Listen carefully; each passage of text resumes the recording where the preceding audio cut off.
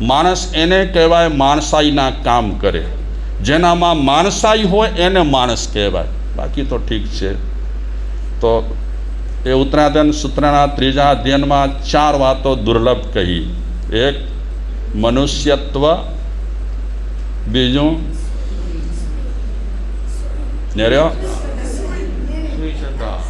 શાસ્ત્ર પર નિશ્રદ્ધા, ત્રીજું જીવનમાં સંયમ અને વીર્ય પરાક્રમ, સ્ફૂર્તિ. ધર્મ ધ્યાનમાં એકદમ સ્ફૂર્તિ, તાજગી. આ 4 ચીજો જીવનમાં આવવી બહુ દુર્લભ છે. તો આપણે વિચારીએ વિપાક સૂત્ર. ખરાબ ચીજોમાં ઘણી વખત વ્યક્તિ વીર્ય ફોરવતો હોય છે, મતલબ કે એકદમ સુરવીર થઈ જાય. મારે ઝઘડો કરવો હોય કોઈની સાથે તો એકદમ મારામાં સુરવીરતા આવી જાય, પરાક્રમ આવી જાય. ઝઘડો આપણે ક્યારે પણ શાંતિથી કરીએ? હે એ નેરી ના જાણે તો કે ઠીક કીધો છે એવી રીતે બોલીએ. ઝઘડો કરવો હોય તો કેવી રીતે બોલીએ? હા ઓર સમજ્યો તો તું, એવી રીતે બોલીએ. આ વીર્ય કહેવાય, પરાક્રમ કહેવાય, સુરવીરતા. એવી સુરવીરતા વ્યક્તિને શેમાં હોવી જોઈએ? ધર્મ ધ્યાનમાં. બહુ મુશ્કેલ છે. જો ખોટા કામોમાં કેવી સુરવીરતા આવે છે એ આપણે આ અધ્યયનમાં વિચારીએ. બહુ એ પણ અધ્યયન ભયંકર છે. હો, શું નામ છે અધ્યયનનું? અધ્યયનનું શું નામ? શું નામ છે? હા રાજેશભાઈ? હે હા હું એકદમ સરસડાટ નથી વાંચતો. એનું કારણ આ જ છે. બીજી આડીઅવળી વાતો કરવાનું કારણ આ જ છે. ફટાફટ બોલી જાઉં, મને જ મજા ના આવે પહેલાં. એટલે પહેલાં થોડીક વાતો કરી અને પછી હવે થોડી વાર માટે અધ્યયન આપણે ઉપાડીએ. ક્યાં સુધી વાત સાંભળી? હે હે શું? સૂત્રનું નામ નથી પૂછતા. મેથી મેથી નિશ્ચિત સૂત્ર કહે છે. હે નિશ્ચિત સૂત્ર કહે છે. હા ભલે નિશ્ચિત છે સૂત્ર નહીં. સૂત્ર નિશ્ચિત. આ સૂત્ર અત્યારે આપણે જે સ્વાધ્યાય તરીકે લીધો છે એનું નામ છે વિપાક સૂત્ર. અને વિપાક સૂત્રનો અત્યારે આપણે 7મો અધ્યયન વિચારીએ છીએ. અને 7મા અધ્યયનનું નામ છે ઉમ્બરદત્ત. ચાલીએ. ક્યાં સુધી સાંભળ્યું? કાલે નહીં, પરસું. ગૌતમ સ્વામી ગોત્રીય ગયા હતા, ભિક્ષા માટે ગયા હતા. એમણે 4 દિશામાં એક જ પુરુષને જોયો. કેવો પુરુષ જોયો? જેને એક સાથે 16 રોગ પેદા થયા છે. કાન બાન બધા એના ખવાઈ ગયા છે, સડી ગયા છે. નાક પણ એનું સડી ગયું છે. અને ઘડીએ ઘડીએ એ પુરુષ ઉલટી કરતો હતો. અને ઉલટીમાં પરુ નીકળતો, લોહી નીકળતી, એની સાથે કીડા પણ નીકળતા હતા. અને બહુ જ પરિસ્થિતિ એ ભાઈની ખરાબ હતી. આ દ્રશ્ય જોયા પછી ગૌતમ સ્વામી મહાવીર ભગવાનને પ્રશ્ન કર્યો કે આ બિચારો ભાઈ એવા તે કયા જન્મમાં અશુભ કર્મ કર્યા છે, પાપો કર્યા છે કે જેના કારણે બિચારો આ ફળ ભોગવી રહ્યો છે? તો ભગવાન મહાવીર સ્વામી ગૌતમ સ્વામીને કહે છે કે હે ગૌતમ, જંબુદ્વીપના ભરત ક્ષેત્રમાં વિજયપુર નામનો નગર, કનકરથ રાજા, અને એ કનકરથ રાજાને ત્યાં એક ધન્વંતરી નામનો વૈદ હતો. આયુર્વેદના 8 અંગ કહેવાય એનો એ જાણકાર હતો. સૂત્રકારે તો 8 અંગના નામ પણ આપ્યા છે અને વિવેચન પણ કર્યું છે, પણ અત્યારે હું એ લેતો નથી. મોટો વૈદ હતો એ. શું નામ? વૈદનું નામ ધન્વંતરી વૈદ. જોઈ લો, ડૉક્ટરો છે ને એ પુણ્ય પણ બાંધી શકે અને પાપ પણ બાંધી શકે. આ વૈદની કથા તમે સાંભળશો એટલે ખબર પડશે કે ડૉક્ટરની ડિગ્રીઓ પ્રાપ્ત કર્યા પછી વ્યક્તિ સારા કામ ન કરે તો ડિગ્રીઓ પછી પણ ડૉક્ટર બન્યા પછી પણ પુણ્ય બાંધવાને બદલે પાપ બાંધતા હોય છે. અને ઘણા ડૉક્ટરોના જીવન અમે નજીકથી જોયા છે કે છેલ્લી એમની જિંદગી બહુ જ ખરાબ પસાર થતી હોય છે. આપણને ખુદને દયા આવી જાય.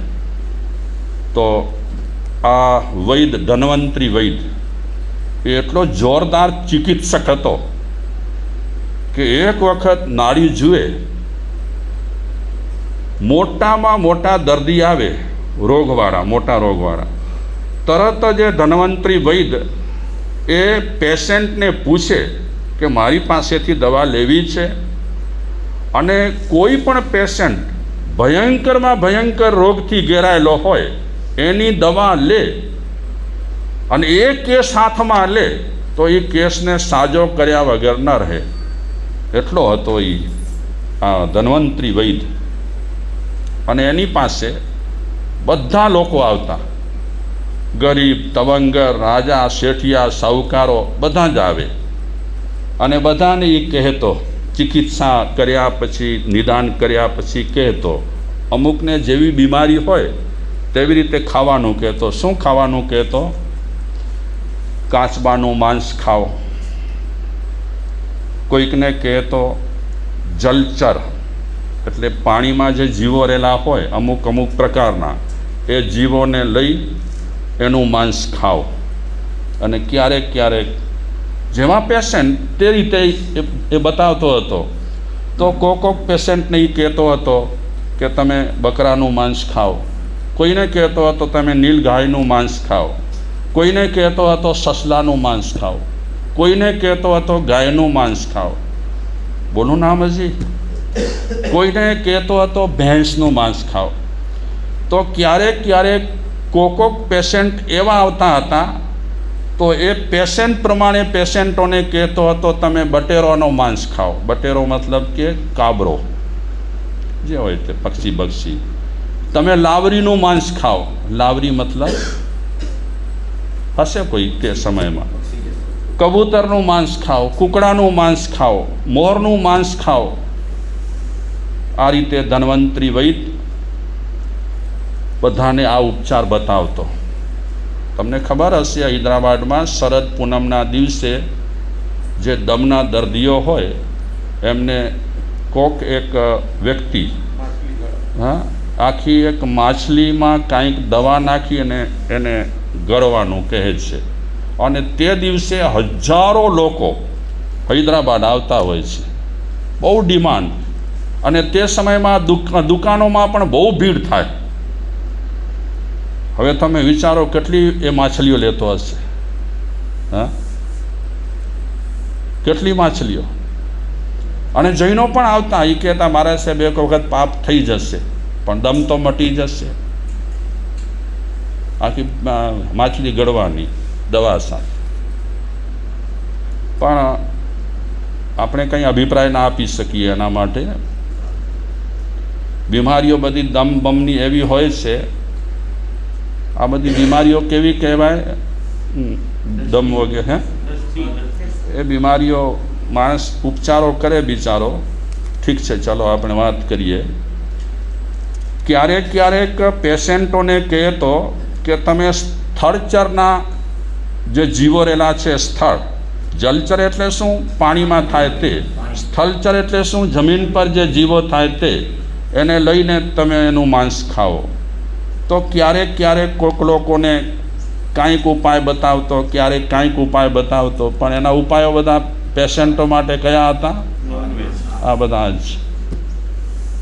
આજે ઘણા જૈન લોકો દવા પણ બહુ ચકાસી કરી અને ખાતા હોય છે. અમારા એક પરિચિત ભાઈ છે, બેન, એમના પતિ સીએ છે. તો એને કોઈ બીમારી એવી લાગી પડી ગઈ હશે તો ડૉક્ટરે દવા બવા આપી. તો એ બેને કીધું કે આમાં તો નોનવેજ છે. હું નહીં ખાઉં, મરી જવું બહેતર છે, મારે નથી ખાવું. અને જૈનોમાં તો ગરથુથીમાં સંસ્કાર છે. ઘણા લોકો કહેતા હોય મારે સાહેબ અમે ક્યારેક એવી હોટલમાં ચાલ્યા જઈએ, ખબર ન પડે, પણ બેઠા પછી તરત જ અંદરથી અવાજ આવે કે આ ખોરાક ખાવા જેવો નથી, અને અમે ખાધા વગર ઉઠી જઈએ છીએ. અંદર માયલો છે ને, કલયુગમાં પણ જાગૃત હતો, સતયુગમાં પણ જાગૃત હતો, જાગૃત જ છે. આપણને ચેતવે ખરો, પછી માનીએ ન માનીએ એ આપણા પર છે. હવે આજે ચારે બાજુ ખોરાકો રેડીમેડ થઈ ગયા છે ને, જ્યાં જોઈએ ત્યાં. અને તમે તમારા છોકરાઓને પણ ઈ આપો ને. હા, ઘણા બહેનો પેલી પાર્ટીમાં જાય, શું કહેવાય, કીટી પાર્ટીમાં જાય, પછી એ બહેનો છોકરાઓને પેકેટ આપી દે કે એ ખાઈ ગંજા, ભૂખ લાગે તો ગરમ ગરમ કરીને પાણી વેચીને. તો બિચારા છોકરાઓ આવું બધું ખાય. આજે તો બહુ સાવધાની રાખવા જેવી છે આ ખોરાકોમાં. રેડીમેડ ખોરાક, હવે તો તમને પૌવા રેડીમેડ મળે. પેકેટ લો, પાણી નાખો, પેકેટ ખોલો, દાળ લો, પૌવા તૈયાર. તમને ઉપમા ખપે તો ઉપમા પણ તૈયાર. મજા એ મજા. પણ આ બધી ચીજો ખતરનાક છે, કાંઈ ખાવા જેવી નથી. રેડીમેડ પેકિંગવાળી ચીજો શરીરને નુકસાન કરે છે. આ બચ્ચાઓ બિચારા હમણાંથી આવું બધું ખાય તો નાની ઉંમરમાં કોઈ એવા દર્દના ભોગ બની જાય. નાના બચ્ચાઓને હવે ડાયાબિટીસ થાય છે. નાના બચ્ચાઓને શું કામ થાય છે? નાના બચ્ચાઓને હવે કિડનીની તકલીફો થાય છે. કેમ થાય છે? નાના બચ્ચાઓને મચ્ચાઓ મોટપ થાય છે. મોટપ મતલબ કે મોટાપા થાય છે. શું કારણ છે? હા, આ પેકેટવાળી ચીજો ફ્રાય કરીને ખાવા જેવી નથી. પણ એ બધું મમ્મી પપ્પા સમજે ને પછી એ છોકરાઓને પ્રેમથી સમજાવે તો થાય. બિચારા પેકેટ હાથમાં લઈને હાલતા જાય ને ચાલતા જાય ને ખાતા જાય. ઘરની ચીજ એ ઘરની ચીજ છે, અને પેકિંગ અને બહારની ચીજ એ બહારની ચીજ છે. લોકોને તમારી તંદુરસ્તી સાથે કોઈ લેવા દેવા નથી. તમે મરો જીવો એમને કાંઈ લેવા દેવા નથી. એમને તો વર મરો, કન્યા મરો, ગોરકા તરભાણા ભરો, એમને કાંઈ નથી. હોટલવાળા તમારી તંદુરસ્તી સાથે કાંઈ એ વિચારતા જ નથી. તમે આવો, ખાઓ. એક હોટલમાં એક ભાઈ ગયા, વેઇટર આવ્યો એમની પાસે ઓર્ડર માંગવા માટે. ઓર્ડર આપ્યો, બેઠો છે પેલો ગ્રાહક હોટલમાં. ઓર્ડર અપાઈ ગયો, વેઇટર ચાલ્યો ગયો, ઘણો ટાઈમ નીકળી ગયો. જે ડીશ મંગાવી હતી એ આવી નહીં. એટલે પેલા ગ્રાહકને ગુસ્સો આવ્યો. પાછો વેઇટર આવ્યો કે કેટલો ટાઈમ કાઢ્યો તમે, હજી સુધી લાવ્યા નથી, હજી તૈયાર નથી કરી વસ્તુ. વેઇટર એકદમ ધીમેથી અને ઠંડા કલેજે કહે છે, માલિક વસ્તુ તો 2 દિવસ પહેલાં તૈયાર થઈ ગઈ છે, પણ ગરમ કરવી પડે ને, એટલે ટાઈમ લાગે. વસ્તુઓ તો 2 દિવસ પહેલાં તૈયાર જ હોય ને. આ તો વિશાલભાઈ શેઠ આવે પોતાના વેવાઈને લઈને, એટલે થોડો ગરમ કરવા માટે ટાઈમ તો લાગે ને.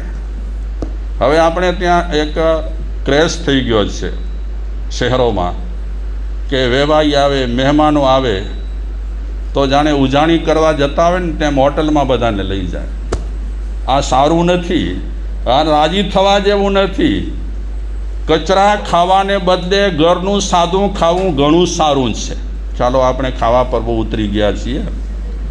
હવે આ જે વૈદ્ય છે, જન્વંતરી વૈદ્ય, એ બધાને આવી સલાહો આપે છે. ડૉક્ટર હતા કે આ ખાઓ, તે ખાઓ, ફલાણું ખાઓ, ઢીકડો ખાઓ. અને પોતે પણ માંસ ખાતા અને શરાબ પીતા. 6 પ્રકારના સુરાપાન છે, 6 પ્રકારની સુરાઓ છે, દારૂ. એ 6 પ્રકારનો દારૂ પણ આ ધન્વંતરી વૈદ્ય પીતો અને માંસ પણ ખાતો. આ રીતે વૈદ્યું કરતાં કરતાં 3200 વર્ષનું આયુષ્ય એનું પૂરું થયું. મોટા હતા. આયુષ્ય ભોગવી કરી મરી કરી અને આ ધન્વંતરી વૈદ છઠ્ઠી નરકમાં ગયો અને છઠ્ઠી નરકનું આયુષ્ય છે 22 સાગરોપમનું.